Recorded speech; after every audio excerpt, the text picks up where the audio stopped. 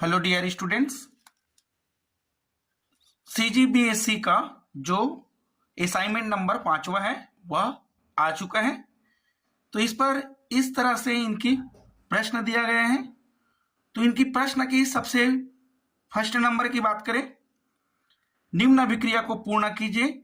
इस तरह से CH3Br सिल्वर जो फ्लोराइड है इसके अगर रिएक्शन करा जाए तब उस कंडीशन में यह जो CH3 है वह फ्लोराइड के साथ रिएक्शन कर CH3F और जो कि सिल्वर और ब्रोमाइड बाहर निकल जाएगा।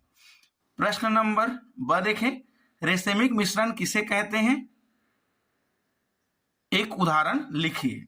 तो इस तरह से रेसेमिक मिश्रण जो कि दो प्रतिबिंब रूपों के समान अनुपात में मिश्रण का ध्रुवण घूर्णन शून्य होगा, क्योंकि एक समावयवी के द्वारा उत्पन्न घूर्णन को दूसरा समावयवी निरस्त कर देगा। इस प्रकार के मिश्रण को रेसेमिक मिश्रण कहा जाता है। एक रेसेमिक मिश्रण को उनके नाम के पूर्व DL अथवा प्लस माइनस के साथ पूर्व लग्न लगाकर प्रदर्शित करते हैं। उदाहरण, इस तरह से जो ब्यूटेन 2 आल है वह प्रतिबिंब रूप के रेसेमिक मिश्रण में परिवर्तित होने के प्रक्रम को रेसेमीकरण कहा जाता है। प्रश्न स, नाभिकीय प्रतिस्थापन अभिक्रिया के लिए क्लोरोबेंजीन बहुत कम क्रियाशील है, इनके दो कारण लिखिए। उत्तर, कारण नंबर फर्स्ट, अनुनाद प्रभाव। जो इस तरह से हेलोएरिन्स या क्लोरोएल्केन है उसमें जो हेलोजन परमाणु होता है वह जो कि एकांकी इलेक्ट्रॉन युग्म वलय में पाई इलेक्ट्रॉन के साथ संयुग्म में होते हैं तथा निम्नलिखित अनुनादी दिखाता है। तो इस तरह से जो कि इसकी अनुनादी स्ट्रक्चर बनता है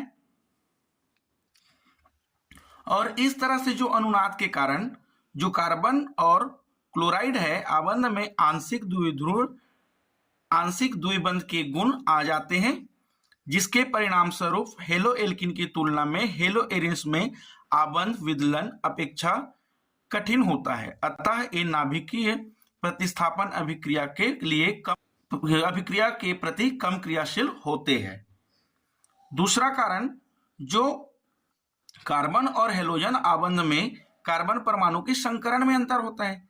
जो हेलोएल्केन या क्लोरोबेंजीन है उसके हेलोजन पर जो जुड़ा हुआ कार्बन है उस पर जो कि sp2 हाइब्रिडाइजेशन होता है और जो हेलोएल्किन होता है और जो हेलोएल्केन होता है उस पर जो हेलोजन परमाणु होता है उस पर जो कि sp3 हाइब्रिडाइजेशन होता है। इस तरह से यहाँ पास sp2 और इस तरह से sp3 हाइब्रिडाइजेशन होता है और इस तरह से जो कि sp2 होने की वजह से अधिक इलेक्ट्रोनेगेटिविटी होता है और हेलोएल्केन के कंपेयर में 5 गुना जो sp3 हाइब्रिडाइजेशन होने की वजह से इनकी जो CX के आबंध में इलेक्ट्रॉन युग्म की अपेक्षा अधिक दृढ़ता से थामा रहता है। तो इनकी उत्तर इस तरह से लिखा जाता है। प्रश्न 2, निम्न को समझाइए। पहला, राइमर-टिमर अभिक्रिया। तो इस तरह से जो राइमर-टिमर अभिक्रिया है इस पर दिया गया है। जो यहां पास क्लोरोफॉर्म देखो, जो यहां पास जो फिनाल है उसको अगर क्लोरोफॉर्म के साथ सोडियम हाइड्रोक्साइड की अम्लीकृत किए जाने पर जो कि यहां पास अल्फा सैलिसिल्डिहाइड या जिसे हाइड्रोक्सी बेंजल्डिहाइड कहा जाता है। तो इस तरह से जो पैरा हाइड्रोक्सिल वाला होता है और आर्थो होता है इस तरह से बनाता है।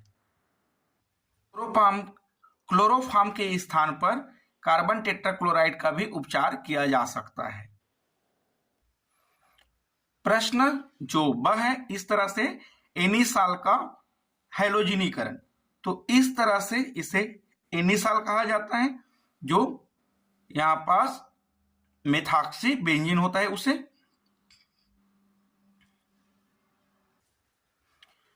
तो इस तरह से एनिसाल का हाइलोजिनेशन जो कि लिखा जा सकता है।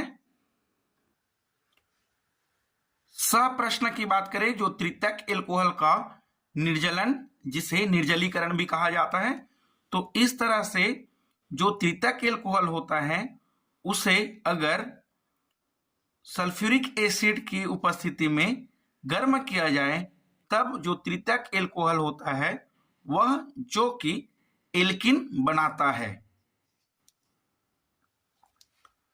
प्रश्न 3, निम्न अभिक्रिया की क्रियाविधि की व्याख्या कीजिए।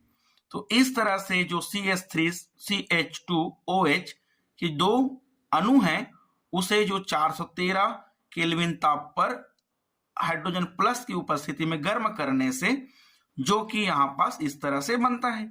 तो इनकी अगर मैकेनिज्म की बात करें तो देखिए, अगर इसमें देखा जाए तो सबसे पहले इनकी रिएक्शन जो कि मैकेनिज्म देखें, इस तरह से जो एल्कोहल है उसका अगर अम्ल के साथ रिएक्शन करा दिया जाए तब इस तरह से जो हाइड्रोजन प्लस आयन है वह लोन पेयर ऑफ इलेक्ट्रॉन जो ऑक्सीजन के पास है उसके साथ अटैक कर लेता है। तब इस कंडीशन पर जो कि प्रोटॉन अम्ल बना लेता है, और जो इस तरह से प्रोटॉन अम्ल बना है वहां पास जो रिएक्शन करने से H2O जुड़ जाता है, फिर यह H2O जो कि फिर से बाहर निकल जाता है, जिसके कारण इनकी जो प्रोडक्ट इस तरह से जो कि बनता है। प्रश्न नंबर 4 की बातें करें तो A इस पर जो कि अभिक्रिया के निम्नलिखित क्रम को पूर्ण करें। तो यहां पास दिया गया है CH3COCH3 जिसे बेरियम हाइड्रोक्साइड की उपस्थिति में जो कि रिएक्शन करने से A बनेगा और उसे फिर से गर्म करेंगे तो H2 बाहर निकलेगा। उसके बाद जिसे सोडियम हाइड्रोक्साइड की उपस्थिति में आयोडीन के साथ रिएक्शन करने से C और D बनता है। तब इसकी जो इसके साथ साथ इस पर IUPAC नाम जो A है उन पर लिखना है। तो यहाँ पास इनकी जो रिएक्शन है इस तरह से है, और जो A प्रोडक्ट बना है इस तरह से जो डाइएसीटोन एल्कोहल उसकी IUPAC नाम 4 हाइड्रोक्सी 4 मेथिल पेंटेन 2 ऑन इनकी IUPAC नॉमेनक्लेचर होता है। प्रश्न नंबर 2 इस तरह से है कि एक कार्बनिक यौगिक जिसका अणुसूत्र इस तरह से C4H10O है, जिसे PCl5 के साथ रिएक्शन करके A बनाना है, और जो A प्रोडक्ट बनता है उसे पोटेशियम साइनाइड के साथ रिएक्शन करके B बनाना है, और B का हाइड्रोलिसिस करके C प्रोडक्ट बनाना है। तब इसकी जो यहां पास आंसर इस तरह से है कि जो फर्स्ट में C4H10O है वह 2 ब्यूटेनॉल है, जिसे PCl3 के साथ रिएक्शन करने से क्लोरोब्यूटेन बनता है, और इस तरह से क्लोरोब्यूटेन को पोटेशियम साइनाइड के साथ रिएक्शन करने से ब्यूटाइल साइनाइड बनाता है, और ब्यूटाइल साइनाइड का अगर हाइड्रोलाइसिस कराया जाए तब यहाँ पास पेंटानामाइड जो कि प्रोडक्ट बनाता है। तो इस तरह से